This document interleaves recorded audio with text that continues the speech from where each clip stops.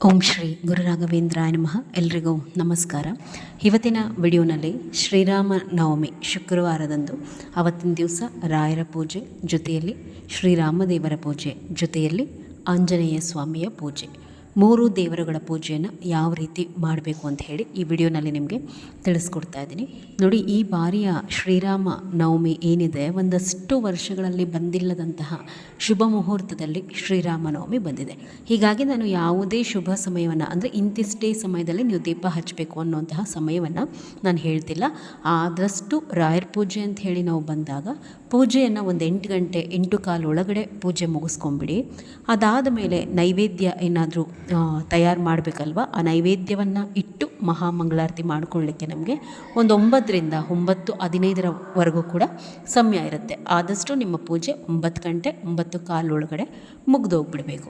ಇನ್ನು ದೇವರ ಮನೆಯ ಎಲ್ಲ ಕ್ಲೀನಿಂಗನ್ನು ನೀವು ಹಿಂದಿನ ದಿವಸನೇ ಮುಗಿಸ್ಕೋಬೇಕಾಗತ್ತೆ. ಅಂದರೆ ಗುರುವಾರ ಸಾಯಂಕಾಲ, ಗುರುವಾರ ರಾಯರ ಪೂಜೆಯನ್ನು ಮಾಡಿರ್ತೀರ, ಸಾಯಂಕಾಲ ಒಂದು 5:15 5:30 ಅಷ್ಟರಲ್ಲಿ ನೀವು ಗುರುವಾರ ದೀಪ ಹಚ್ಚಿದ್ರೂ, ಸಂಜೆ ಸ್ವಲ್ಪ ಎಣ್ಣೆ ಹಾಕಿ ಒಂದು 7 ಗಂಟೆವರೆಗೂ ದೀಪ ಉರಿದ್ರೂ, ಅದಾದ ಮೇಲೆ ನೀವು ಮತ್ತು ದೇವರ ಸಾಮಾನೆಲ್ಲ ಏನಿದೆ ತೊಳ್ಕೊಂಡು, ದೇವರ ಫೋಟೋ ಎಲ್ಲ ಉರಿಸ್ಕೊಂಡು, ಹಿಂದಿನ ದಿವಸನೇ ಎಲ್ಲ ಫೋಟೋಗಳಿಗೂ ಕೂಡ ಅರಿಶಿನ ಕುಂಕುಮ ಹಚ್ಚಿ ಗೆಜ್ಜೆ ವಸ್ತ್ರವನ್ನು ಏರಿಸಿ, ಆದಷ್ಟು ನೀವು ಏನು ಶ್ರೀರಾಮ ದೇವರ ಪೂಜೆ ಮಾಡ್ತೀರಾ, ಆಂಜನೇಯನ ಪೂಜೆ ಮಾಡುವಂಥವರು ಮತ್ತು ರಾಯರ ಫೋಟೋ ಇರುವಂಥವರು, ಆ 3 ಫೋಟೋಗಳಿಗೆ ಶುಕ್ರವಾರನೇ ಆದಷ್ಟು ಕುಂಕುಮ ಗಂಧ ಎಲ್ಲ ಹಚ್ಕೊಳ್ಳೋ ಅಂತಹದ್ದನ್ನು ಮಾಡಿಕೊಡಿ. ಇನ್ನು ರಾಯರ ಪೂಜೆ ಅವತ್ತಿನ ದಿವಸ ಯಾವ ರೀತಿ ಮಾಡಬೇಕು ಅಂತಂದರೆ, ಯಥಾ ಪ್ರಕಾರ ಗುರುವಾರ ಏನೇ ಫೋಟೋ ಉರಿಸಿದ್ರೂ ಕೂಡ ಮತ್ತೆ ನೀವು ರಾಯರ ಫೋಟೋವನ್ನು ಉರಿಸ್ಕೊಂಡು ರಾಯರಿಗೆ ಗಂಧವನ್ನು ಹಚ್ಚಬೇಕಾಗತ್ತೆ. ಗಂಧವನ್ನು ಹಚ್ಚಿದ್ದಾದಮೇಲೆ ಮೊದಲು ತುಳಸಿಯನ್ನು ಹಾಕಿ, ಆಮೇಲೆ ಬೇರೆ ಹೂಗಳನ್ನು ಹಾಕಿ, ನಾಳೆ ಬಹಳ ಒಂದು ವಿಶೇಷವಾದಂತಹ ದಿವಸವಾದ್ದರಿಂದ ರಾಯರಿಗೆ ಬಹಳ ಪ್ರೀತಿಯಾದಂತಹ ದುಂಡು ಮಲ್ಲಿಗೆ ಹೂವು ಇಲ್ಲ ಕನಕಾಂಬರ ಹೂವನ್ನು ಸ್ವಲ್ಪ ಆದರೂ ಅರ್ಪಣೆ ಮಾಡಿ ಒಳ್ಳೆಯದು. ಇನ್ನು ರಾಯರ ಮುಂದೆ ಎಷ್ಟು ದೀಪ ಹಚ್ಚಬೇಕು? 2 ದೀಪ, ತುಪ್ಪದ ದೀಪವನ್ನು ಹಚ್ಚಿ, ಅಂದರೆ ಏನು ದೀಪ ಹಚ್ತೀರೋ ಆ ದೀಪಗಳಿಗೆ ತುಪ್ಪವನ್ನು ಹಾಕಿ, ಗಂಡು ಮಕ್ಕಳು ಯಾರಾದರೂ ರಾಯರಿಗೆ ಅಭಿಷೇಕವನ್ನು ಮಾಡಬಹುದು. ನಾಳೆ ಒಳ್ಳೆಯದಾಗತ್ತೆ. ಸಂಕಲ್ಪ ಮಾಡಿಕೊಂಡು ರಾಯರಿಗೆ ಅಭಿಷೇಕವನ್ನು ಗಂಡು ಮಕ್ಕಳು ಮಾಡೋ ಅಂತಹವರಿದ್ದರೆ ಮಾಡಬಹುದು, ಮಾಡಲೇಬೇಕು ಅಂತಲ್ಲ. ಮತ್ತು ಅದಕ್ಕೂ ಕಮೆಂಟ್ ಹಾಕ್ತೀರಾ, ನಮ್ಮನೇಲಿ ಯಾರೋ ಗಂಡಸರು ಪೂಜೆ ಮಾಡೋ ಅಂಥವ್ರು ಇಲ್ಲ ಅಂತ. ಅಂಥವರು ಅಭಿಷೇಕವನ್ನು ಸ್ಕಿಪ್ ಮಾಡಿಕೊಂಡು ಮಿಕ್ಕಿದ್ದು ಏನಿದೆ ಪೂಜೆಯನ್ನು ನೀವು ಮಾಡ್ಕೋಬಹುದು.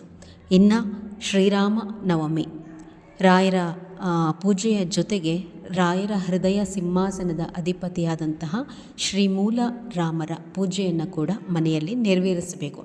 ಶ್ರೀರಾಮಂದೇ ಫೋಟೋ ಬೇಕಾ ಅಥವಾ ವಿಗ್ರಹ ಬೇಕಾ ಅಂದರೆ ಇದ್ದರೆ ಸಂತೋಷ, ಇಟ್ಟು ಪೂಜೆ ಮಾಡಿ. ಇಲ್ಲ ಅಂತಂದರೆ ಶ್ರೀಮನ್ನಾರಾಯಣನ ಸ್ವರೂಪವ ಯಾವುದೇ ಇದ್ದರೂ ಕೂಡ, ನಾರಾಯಣನ ಸ್ವರೂಪಗಳು ನಿಮಗೆ ತಿಳಿದಿದೆಯಲ್ವ, ಆ ಸ್ವರೂಪದ ಫೋಟೋ ಯಾವುದಿದ್ರೂ ಕೂಡ, ವಿಶೇಷವಾಗಿ ವೆಂಕಟೇಶ್ವರ ಸ್ವಾಮಿದು ಇದ್ದರೂ ಕೂಡ ನಡೆಯುತ್ತೆ. ಅದೇ ಫೋಟೋಗೆ ನೀವೇನು ಮಾಡಬೇಕು, ಮೊದಲು ಫೋಟೋ ಒರೆಸ್ಕೊಂಡು ಗಂಧ ಅರಿಶಿಣ ಕುಂಕುಮ ತಪ್ಪದೆ 19 ಗೆಜ್ಜೆಗಳು ಬರಬೇಕು. ನಾವು ಏರಿಸುವಂತಹ ಗೆಜ್ಜೆ ವಸ್ತ್ರ ಏನಿರುತ್ತೆ ಅದರಲ್ಲಿ 19 ಗೆಜ್ಜೆ, ಅಂದರೆ ಆ ಉಂಡೆಗಳಿರುತ್ತಲ್ಲ ಅದನ್ನು ಗೆಜ್ಜೆ ಅಂತೀವಿ. 19 ಬರುವಂತಹ ರೀತಿಯಲ್ಲಿ ರಾಯರಿಗೂ ನಾಳೆ ಸಮರ್ಪಣೆ ಮಾಡಿ ಗೆಜ್ಜೆ ವಸ್ತ್ರ ಒಳ್ಳೆಯದು. ರಾಯರಿಗೆ ಹಳದಿ ಗೆಜ್ಜೆ ವಸ್ತ್ರ ಏರಿಸಿ, ಮೂಲರಾಮರ ಪೂಜೆ ಅಥವಾ ಶ್ರೀರಾಮನ ಪೂಜೆ ಮಾಡುವಾಗ ಕೆಂಪು ಗೆಜ್ಜೆ ವಸ್ತ್ರವನ್ನು, ಬೇರೆ ದೇವರ ಫೋಟೋಗಳಿಗೆ ಕೆಂಪು ಗೆಜ್ಜೆ ವಸ್ತ್ರವನ್ನು ಏರಿಸ್ಕೋಬಹುದು. ಎಲ್ಲರೂ ರಾಯರಿಗೂ ಕೂಡ 19 ಗೆಜ್ಜೆನೇ ಬರಬೇಕು. ವೆಂಕಟೇಶ್ವರ ಸ್ವಾಮಿಗೂ ಮತ್ತು ಆಂಜನೇಯ ಸ್ವಾಮಿಗೂ ಕೂಡ 19 ಗೆಜ್ಜೆಗಳೇ ಬರಬೇಕು. ಆ ರೀತಿ ಗೆಜ್ಜೆ ವಸ್ತ್ರವನ್ನು ಏರಿಸ್ಕೊಂಡು ತುಳಸಿ ಮತ್ತು ಹೂಗಳನ್ನು ಹಾಕ್ಕೊಂಡು ಅಲಂಕಾರವನ್ನು ಮಾಡಿಕೊಂಡು, ಶ್ರೀ ವೆಂಕಟೇಶ್ವರ ಸ್ವಾಮಿ ಅಥವಾ ರಾಮನ ಫೋಟೋ ಏನಿರುತ್ತೆ ಅದರ ಎದುರುಗಡೆ 2 ದೀಪವನ್ನು ಇಡಿ. ಆ ದೀಪಕ್ಕೂ ಕೂಡ ತುಪ್ಪವನ್ನೇ ಹಾಕ್ಕೊಳ್ಳಿ. ಇನ್ನು ಅವತ್ತಿನ ದಿವಸ ತುಳಸಿ ಪೂಜೆಯನ್ನು ಮಾಡಿಕೊಂಡು, ಕುಲದೇವರ ಸ್ಮರಣೆಯನ್ನು ಮಾಡಿಕೊಂಡು, ಆನಂತರ ಶ್ರೀರಾಮನ ಪೂಜೆಯನ್ನು ಮಾಡ್ಕೋಬೇಕು. ಅಂದರೆ ಶ್ರೀರಾಮನಿಗೆ ದೀಪವನ್ನು ಹಚ್ಚುವಂತಹದ್ದು ಮಾಡಬೇಕಾಗತ್ತೆ. ಅವತ್ತಿನ ದಿವಸ ಆಂಜನೇಯ ಸ್ವಾಮಿಯ ಪೂಜೆ ಬಹಳ ವಿಶೇಷ. ಒಂದು ಫೋಟೋ ಇಟ್ಕೊಳ್ಳಿ, ಫೋಟೋ ಇಲ್ಲ ಅಂತ ಕಮೆಂಟ್ ಮಾಡಬೇಡಿ. ಒಂದು ಮನೆ ಅಂತಂದ ಮೇಲೆ ಆ ಮನೆಯಲ್ಲಿ ಆಂಜನೇಯ ಸ್ವಾಮಿಯ ಫೋಟೋವನ್ನು ಇಟ್ಕೊಂಡು ಪೂಜೆ ಮಾಡಬೇಕು, ಬಹಳ ಒಳ್ಳೆಯದು.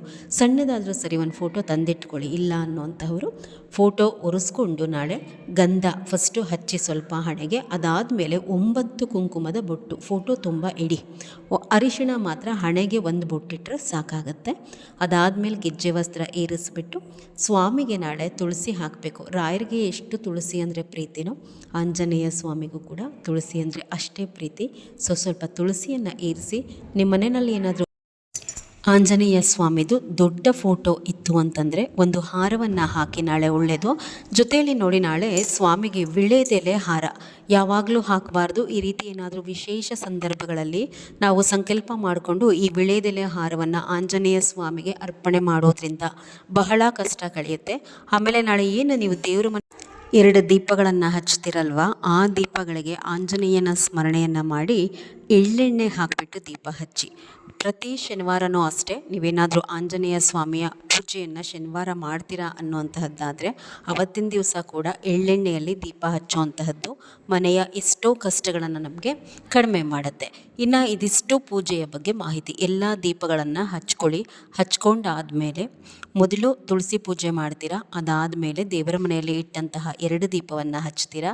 ಶ್ರೀರಾಮ ದೇವರ ಮುಂದೆ ಇಟ್ಟಂತಹ 2 ದೀಪಗಳನ್ನು ಹಚ್ಕೊಂಡು ರಾಯರ ಮುಂದೆ ಇಟ್ಟಂತಹ ದೀಪವನ್ನು ಹಚ್ಕೊಳ್ಳಿ. ಇದಾದಮೇಲೆ ಧೂಪ ತೋರಿಸ್ಬಿಟ್ಟು ಅವತ್ತಿನ ದಿವಸ ಮೊದಲು ರಾಮನ ಅಷ್ಟೋತ್ತರವನ್ನು ಹೇಳ್ಕೋಬೇಕು, ಅದಾದಮೇಲೆ ಆಂಜನೇಯ ಸ್ವಾಮಿಯ ಅಷ್ಟೋತ್ತರವನ್ನು ಹೇಳ್ಕೋಬೇಕು, ಮತ್ತು ರಾಯರ ಅಷ್ಟೋತ್ತರವನ್ನು ಹೇಳ್ಕೋಬೇಕು. ಅಷ್ಟೋತ್ತರ ಎಲ್ಲ ಹೇಳ್ಕೊಂಡಾದಮೇಲೆ ಹಣ್ಣುಗಳನ್ನು ಸಮರ್ಪಣೆ ಮಾಡಿ. ಒಂದು ಮಿಕ್ಸ್ ಹಣ್ಣು ಬರುತ್ತಲ್ಲ, ಒಂದು 3ರಿಂದ 5 ಬಗೆಯ ಹಣ್ಣು, ಒಂದೊಂದಿಟ್ಟರೂ ಪರವಾಗಿಲ್ಲ. ಜೊತೆಯಲ್ಲಿ ಬಾಳೆಹಣ್ಣು, ವಿಳೆದೆಲೆ, ಅಡಿಕೆ ಎಲ್ಲವನ್ನು ಕೂಡ ಸಮರ್ಪಣೆ ಮಾಡಬೇಕು. ನೈವೇದ್ಯ ಅಂತ ಹೇಳಿ ಬಂದಾಗ ಹೆಸರುಬೇಳೆ, ನೀರು ಮಜ್ಜಿಗೆ, ಹಣ್ಣಿನ ರಸಗಳು, ಜೊತೆಯಲ್ಲಿ ಏನಾದರೂ ಒಂದು ಅನ್ನದ ಬಗ್ಗೆ ಪುಳಿಯೋಗರೆನೋ ಚಿತ್ರಾನ್ನನೋ, ಜೊತೆಯಲ್ಲಿ ಸ್ವಲ್ಪ ಪಾಯಸ ನೈವೇದ್ಯ ಮಾಡಿ ಸಿಹಿ ಇಟ್ಟರೆ ಒಳ್ಳೆಯದು. ಇದೆಲ್ಲ ನೈವೇದ್ಯವನ್ನು ರಾಯರಿಗೆ ಸಪ್ರೇಟಾಗಿ ಸ್ವಲ್ಪ ಇಟ್ಬಿಡಿ. ಅಂದರೆ ದೇವರ ಮನೆಯಲ್ಲಿ ಏನು ನೀವು ಒಂದು ನೈವೇದ್ಯ ಮಾಡಿದ್ರೆ ದೇವರುಗಳಿಗೆ, ರಾಯರಿಗೇನೆ ಸಪ್ರೇಟಾಗಿ ನೈವೇದ್ಯ ಇಡಬೇಕು. ಇದೆಲ್ಲ ನೈವೇದ್ಯ ಇಟ್ಟು ಕಾಯಿ ಒಡೆದಾದ್ಮೇಲೆ ಮಹಾಮಂಗಳಾರತಿ ಮಾಡಿ.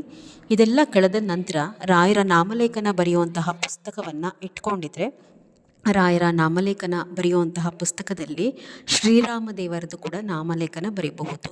ಓಂ ಶ್ರೀ ರಾಮದೇವಾಯ ನಮಃ ಅಂತ ಹೇಳಿ 108 ಬಾರಿ ಬರೀರಿ. 108 ಬಾರಿ ರಾಮದೇವರದ್ದು ಬರೆದ ಮೇಲೆ ನೆಕ್ಸ್ಟ್ ಓಂ ಶ್ರೀ ರಾಘವೇಂದ್ರಾಯ ನಮಃ ಅಂತೇಳಿ ನಾಳೆನೇ ದೇವ್ರ ಮುಂದೆ ಕೂತ್ಕೊಂಡು ಬರೆಯುವಂತಹದ್ದನ್ನು ಮಾಡಿ. ರಾಯರದ ನಾಮಲೇಖನ ಪುಸ್ತಕ ಇಲ್ಲ ಅಂತಂದರೆ ಒಂದು ವೈಟ್ ಬುಕ್ಕು, ಮಕ್ಕಳು ಬರೀತಾರಲ್ವ, ವೈಟ್ ಪೇಜಸ್ ಇರೋವಂತಹದ್ದು, ಅದನ್ನು ತಗೊಂಡು ಬಂದು ಬ್ಲೂ ಇಂಕಲ್ಲಿ ಬರಿಬಹುದು. ಬರೆದಿಟ್ಕೊಳ್ಳಿ. ನೀವು ಮತ್ತೆ ಏನಾದರೂ ಗುರುವಾರದೊತ್ತು ಬರಿಬಹುದು. ಹಾಗೆಲ್ಲ ಆ ಪುಸ್ತಕವನ್ನು ಬರೀಲಿಕ್ಕೆ ಬಳಸ್ಕೋಬಹುದು. ಮುಗ್ದಾದ್ಮೇಲೆ ಪೂರ್ತಿ ಅದನ್ನು ಮಂತ್ರಾಲಯಕ್ಕೆ ಹೋದಾಗ ತುಂಗಾ ನದಿಗೆ ಬಿಟ್ಬಿಡ್ಬೇಕು ಆ ಪುಸ್ತಕ. ಇದೇನೇ ರಾಯರ ನಾಮಲೇಖನ ಪುಸ್ತಕವನ್ನು ಸರಿಯಾಗಿ ವಿಸರ್ಜನೆ ಮಾಡೋ ಕ್ರಮ. ನನ್ನ ವಿಡಿಯೋಸನ್ನು ನೋಡಿ ಹಿಂದಿಂದೆಲ್ಲ ನಾಮಲೇಖನದ ಬಗ್ಗೆ ಎಲ್ಲ ಡೀಟೇಲ್ಸನ್ನು ಕೊಟ್ಟಿದ್ದೀನಿ. ಇದಿಷ್ಟು ರಾಮನವಮಿಯ ಪೂಜೆಯ ಬಗ್ಗೆ ಮಾಹಿತಿ ಇಷ್ಟ ಆಗಿದೆ ಅಂತ ಹೇಳಿ ಭಾವಿಸ್ತೀನಿ. ಎಲ್ರಿಗೂ ಕೂಡ ನಮಸ್ಕಾರ.